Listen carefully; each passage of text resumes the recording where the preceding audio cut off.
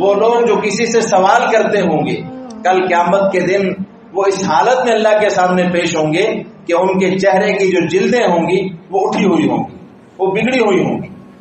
لہذا سوال کرنا اس کی ممانعت کی. اور دوسری طرف مالداروں کو، صاحب حیثیت لوگوں کو حکم دیا وہ خود ان تک پہنچے، ان کا خیال رکھیں.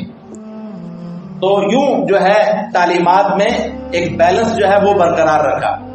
سامعین محترم، زکوٰۃ دراصل اسلام میں جو کمزور طبقے کے لوگ ہیں ان کے لیے بھلائی کا ذریعہ ہے.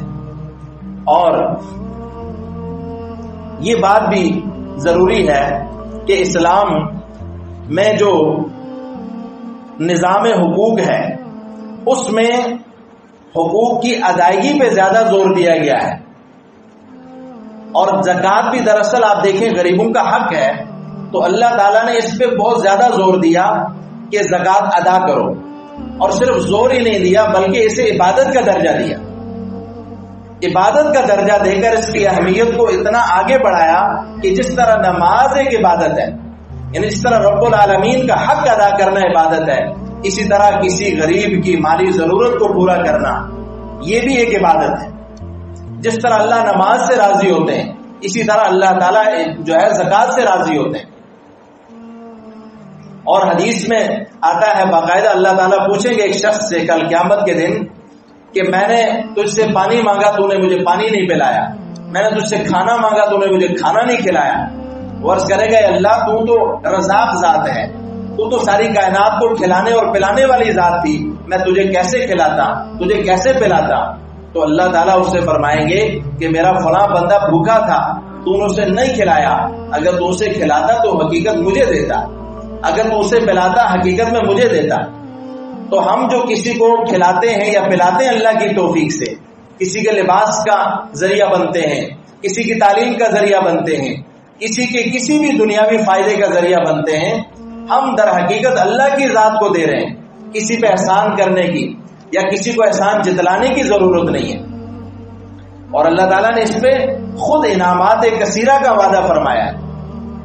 لہذا فرمایا مثل الذین ينفقون اموالهم فی سبیل اللہ کمثل حبۃ انبتت سبع سنابل فی کل سنبلۃ مئۃ حبۃ. فرمایا اللہ کی راہ میں ایک دانہ خرچ کرنے والے کی مثال ایسے ہے، کمثل حبۃ، اس کی مثال ایسے ہے جیسے ایک دانہ اسے جب تم زمین میں ڈالتے ہو تو انبتت سبع سنابل، اس سے 7 خوشے اگتے ہیں. اور 7 خوشوں میں فرض کریں ایک چھلی لگی ہے تو اس ایک دانے پہ ایک چھلی ہوگی، اور اس ایک پہ کتنے دانے لگیں؟ 700 ہیں، 7000 ہیں، کتنے زیادہ ہو سکتے ہیں؟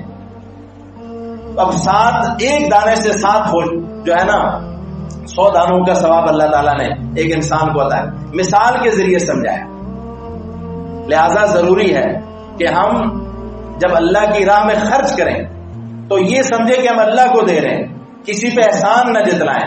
لا تبطلوا صدقاتکم بالمن والاذى، اپنے صدقات کو، اپنی زکوٰۃ کو احسان جتلا کر اور کسی کو تکلیف پہنچا کر ضائع مت کرو. سامعین محترم، زکوٰۃ چونکہ فرض ہے اور ہر ایک پہ فرض نہیں ہے، صاحب حیثیت لوگوں پہ فرض ہے، اور ہر مہینے فرض نہیں ہے، سال میں ایک مرتبہ فرض ہے.